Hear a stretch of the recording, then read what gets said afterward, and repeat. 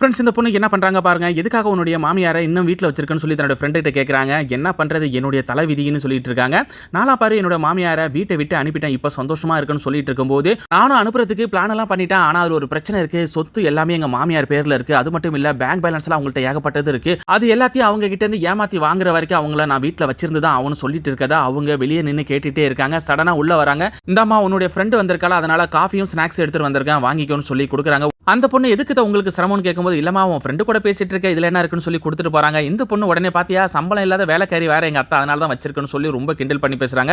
அந்த அம்மா அடுத்த நாளே தன்னுடைய பையனை கூப்பிட்டு, இதுக்கப்புறம் இந்த வீட்ல நான் இருக்க மாட்டேன், வீட்டை விட்டு வெளியே போறேன், நீயும் உன் பொண்டாட்டியும் சந்தோஷமா இருங்கன்னு சொல்றாங்க. அந்த பொண்ணு எதுக்காக இப்படி பேசுறீங்கன்னு கேட்கும்போது அவங்க சொல்றாங்க, நேத்து நீ உன் ஃப்ரெண்டு கூட பேசிட்டு இருந்த எல்லாத்தையும் நான் கேட்டேன், உனக்கு பணம் தான் முக்கியம், என்கிட்ட முதலே சொல்லி இருந்திருக்கலாம்ல, என்ன ஏன் இப்படி ஏமாத்துறேன்னு கேட்கறாங்க.